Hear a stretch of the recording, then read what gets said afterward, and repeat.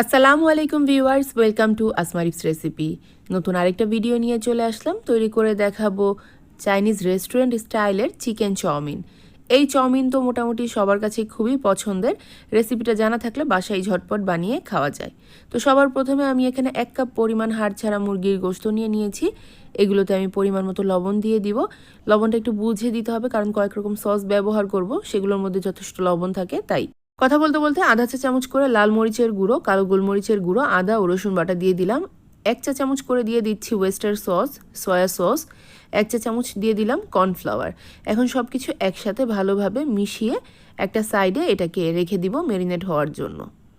আরেকটা বিষয়, চাইনিজ চাউমিনের জন্য একটু মোটা নুডলস ব্যবহার করা হয়, তো সেই জন্য এরকম ড্রাগন নুডলস আপনারা ব্যবহার করতে পারেন, যেটা আমি হাতের কাছে পাইনি। তো আমার কাছে ছিল এই এগ নুডলসটা। এটা তুলনামূলকভাবে অন্য নুডলসের থেকে একটু মোটা। অথবা আরেকটা নুডলস ছিল যেটা আমি সবসময় বাসার জন্য ব্যবহার করি, সেটাও দেখিয়ে দিচ্ছি। সেটা হচ্ছে এই ডুডলসের এই স্টিক নুডলসটা। এটাও অন্যান্য নুডলসের তুলনায় একটু মোটা মনে হয়েছে আমার কাছে, তো আপনারা এগুলো ব্যবহার করতে পারেন। অন্য আরেকটা অপশন আছে, সেটা হচ্ছে স্প্যাগেটি। এটা সেদ্ধ করলেও মোটা চাইনিজ নুডলসের মতোই লাগে। তো আজকে আমি স্প্যাগেটি দিয়েই এই চাইনিজ চাউমিন রান্না করে নিব। ফুটন্ত গরম পানিতে স্প্যাগেটি দিয়ে দিলাম, একটু তেল দিয়ে দিলাম পানিতে, আর পরিমাণ মতো লবণ দিয়ে এটাকে সেদ্ধ করে নিব। একটু নেড়ে দিব যাতে স্প্যাগেটিগুলো গায়ে গায়ে না লেগে যায়। তো এটাকে এখন সেদ্ধ করে নিতে হবে ভালোভাবে। এটাকে পারফেক্টভাবে সেদ্ধ করে নিব, একদম নরমও না আবার একদম শক্তও না।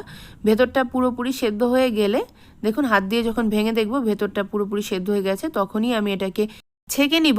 আর বরফ ঠান্ডা পানির মধ্যে সাথে সাথে এটা দিয়ে দিব, যাতে আর ওভারকুকড না হয়ে যায়। তো ঠান্ডা পানিতে এটা ভিজিয়ে নর্মাল টেম্পারেচারে আসার পরে পানিটা আবার ছেঁকে নিয়েছি।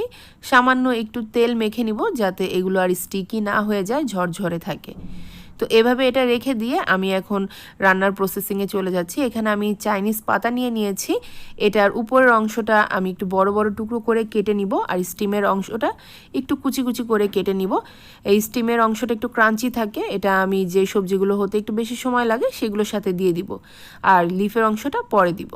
এখন একটা সস বানিয়ে নিব। তার জন্য একটা বাটিতে প্রায় 1/3 কাপের মতো টমেটো সস নিয়ে নিয়েছি। এটা হট টমেটো সস। এতে 1 টেবিল চামচ ডার্ক সয়া সস, 1 টেবিল চামচ ওয়েস্টার সস, 1 চা চামচ চিনি, 1 চা চামচ হোয়াইট ভিনেগার, 1 চা চামচ কালো গোলমরিচের গুঁড়ো, 1 চা চামচ লাল মরিচের গুঁড়ো। এগুলো দিয়ে একটু মিশিয়ে নিব। এর সাথে দিয়ে দিব 1 চা চামচ চিকেন পাউডার।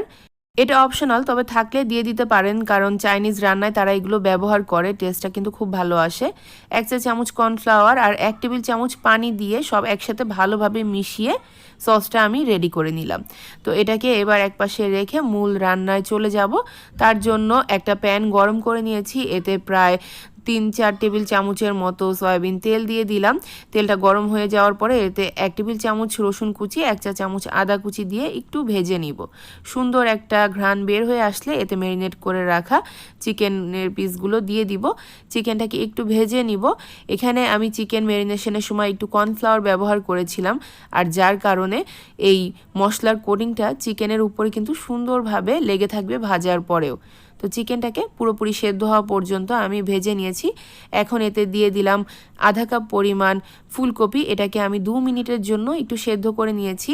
দিয়ে দিচ্ছি 1.25 কাপ পরিমাণ গাজর। গাজরটা আমি কুচি করে নিয়েছি। এখন দিয়ে দিচ্ছি যে চাইনিজ পাতার স্টিমটা ছিল সেগুলো।